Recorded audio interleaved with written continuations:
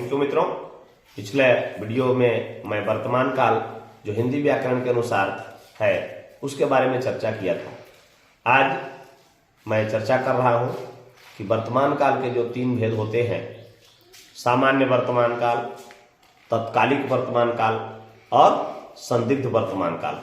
वर्तमान काल के तीन भेद पर कल हमने चर्चा किया था। वर्तमान काल के तीन भेद होते हैं हिंदी व्याकरण के अनुसार। पहला उसमें होता है सामान्य वर्तमान काल।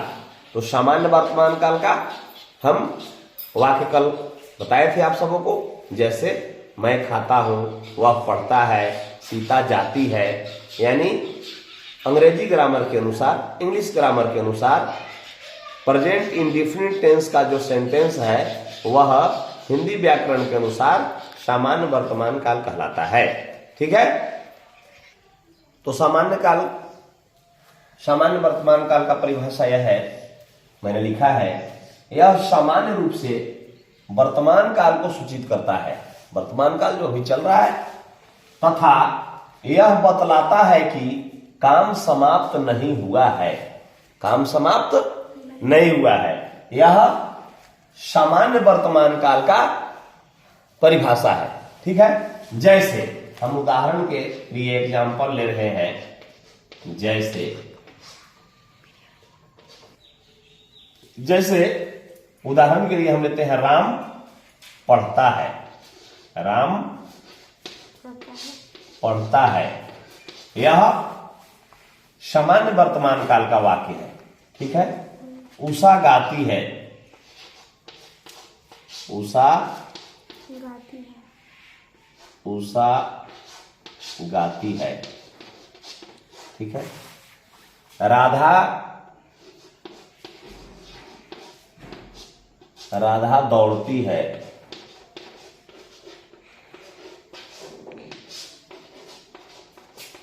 है। ये सभी वाक्य जो है वे सामान्य वर्तमान काल के वाक्य हैं। ठीक है। आप देख रहे हैं कि यहां क्रिया में ता के बाद है, ती के बाद है। हम लोग हंसते हैं, हम लोग हंसते हैं, हम लोग हंसते हैं, ते के बाद है। ठीक है। तो इस प्रकार के वाक्य जो है ये क्या हो रहा है, कह रहा है कि एक बार परिभाषा को पढ़िए। सामान्य वर्तमान काल का परिभाषा यह है, यह सामान्य रूप से वर्तमान काल को सूचित करता है तथा यह बतलाता है कि काम समाप्त नहीं हुआ है। राधा दौड़ती है, हम लोग हंसते हैं। ठीक है। काम समाप्त नहीं हुआ है। और इसका पहचान है कि जिस हिंदी वाक्य में ता है, ती है, ते हो आदि आए तो वह सामान्य वर्तमान काल का वाक्य होता है। ठीक है ना जी। दूसरा है वर्तमान काल का दूसरा भेद है तत्कालिक वर्तमान। तत्काल में तुरंत, अभी। तत्कालिक वर्तमान काल, इसका परिभाषा है, इससे यह मालूम होता है कि काम हो रहा है, काम अभी कंटिन्यू चल रहा है, लगातार चल रहा है, समाप्त नहीं हुआ है। ठीक है। इसके वाक्य उदाहरण के लिए हम लिख सकते हैं, मैं पढ़ा रहा हूं, आप सब पढ़ रहे हैं, हम लोग खेल रहे हैं। है ना। यानी जिस हिंदी वाक्य में रहा है, रहे हैं, रही है, रहे हो आदि पर वाक्य की समाप्ति हो वह तत्कालिक वर्तमान काल कहलाता है। अर्थात इंग्लिश ग्रामर के अनुसार प्रेजेंट कंटिन्यूअस या प्रेजेंट प्रोग्रेसिव सेंटेंस को हिंदी में तत्कालिक वर्तमान काल हम कह सकते हैं। तो जैसे हम यहां एग्जाम्पल ले रहे हैं, कुछ वाक्य लिख रहे हैं, जैसे मैं पढ़ा रहा हूं, मैं पढ़ा रहा हूं, आप लिख रहे हैं, आप लिख रहे हैं। ठीक है, इस वाक्य में आप देख रहे हैं कि रहा हूं, रहे हैं आदि पर वाक्य की समाप्ति हो रही है।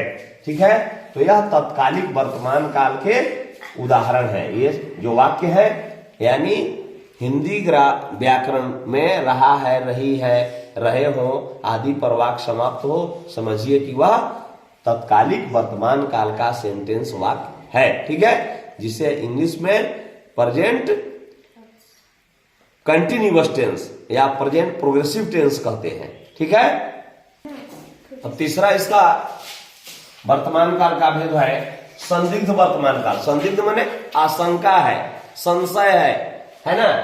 जिस वर्तमान काल की क्रिया से कार्य होने में संदेह जान पड़े, संदेह है, संशय है, उसे संदिग्ध वर्तमान काल की क्रिया कहते हैं।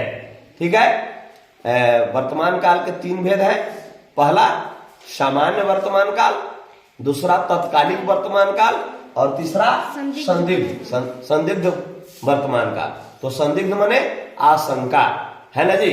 जैसे इसके हम उदाहरण के लिए वाक्य लिखते हैं। जैसे एग्जाम्पल ले लीजिए, जैसे लड़के